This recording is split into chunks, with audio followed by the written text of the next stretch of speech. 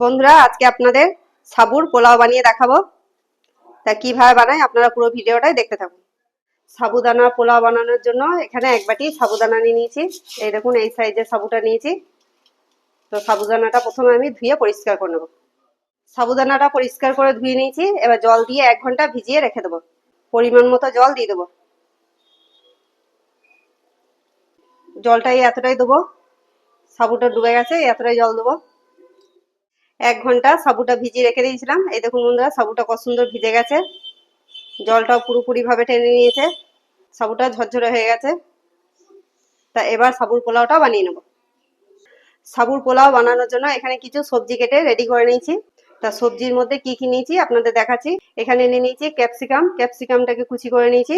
এখানে কাঁচা লঙ্কা কুচি, টমেটো কুচি, পেঁয়াজ কুচি। এখানে একটা আলু নিয়ে নিয়েছি। আলুটাকে খোলাটা ছাড়িয়ে কেটে পরিষ্কার করে ধুয়ে নিয়েছি। তা চলুন তাহলে রেসিপিটা শুরু করা যাক। প্যান গরম হয়ে গেছে। প্যানের মধ্যে 2 চামচ মতো সাদা তেল দিয়ে দেবো।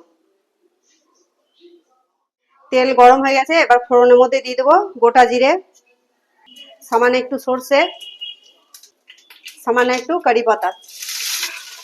হালকা করে একটু ভেজে নেব। এবার দিয়ে দেবো কাঁচা লঙ্কা কুচি, পেঁয়াজ কুচি। হালকা করে একটু ভেজে নেব।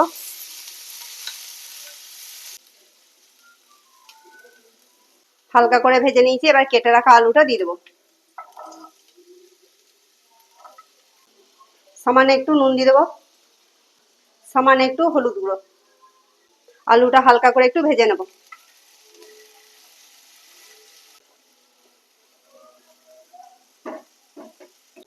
আলুটা হালকা করে ভেজে নিয়েছি। এটা 5 মিনিটের মতো ঢাকা দিয়ে একটু সিদ্ধ করে নেব। 5 মিনিট হয়ে গেছে। এবার ঢাকাটা খুলে দেখে নেব। হালকা করে একটু নেড়ে নেব। আলুটা সিদ্ধ হয়েছে নাকি একটু দেখে নেব। আলুটা সিদ্ধ হয়ে গেছে। এবার দিয়ে দেবো ক্যাপসিকাম কুচি, টমেটোর কুচি। ক্যাপসিকাম টমেটো একটু হালকা করে ভেজে নেব। এবার ভিজিয়ে রাখা সাবুদানাটা এর মধ্যে দিয়ে দেবো। ভেজে রাখা বাদামটা এর মধ্যে দিয়ে দেবো। সাবুদানাটা ভালো করে সবজির সঙ্গে মিশিয়ে নেব। আলু ভাজার সময় একটু নুন দিয়েছিলাম, তো এখন সামান্য একটু নুন দিয়ে দেবো। নুনটা ভালো করে সাবুর সঙ্গে মিশিয়ে নেব।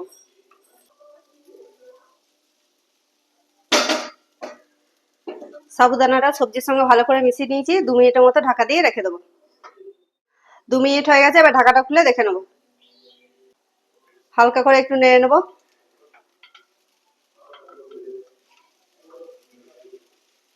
কতটা ঝরঝরে হয়েছে দেখুন বন্ধুরা, কত সুন্দর হয়েছে সাবুর পোলাওটা। সাবুর পোলাও রেডি হয়ে গেছে। এবার নামিয়ে নেব। এই দেখুন বন্ধুরা, সাবুর পোলাও রেডি। তা কেমন হয়েছে কমেন্টে লিখে পাঠাবেন। ভালো লাগলে চ্যানেলটাকে ফলো করে দেবেন। ইউটিউব থেকে দেখলে চ্যানেলটাকে সাবস্ক্রাইব করে দেবেন।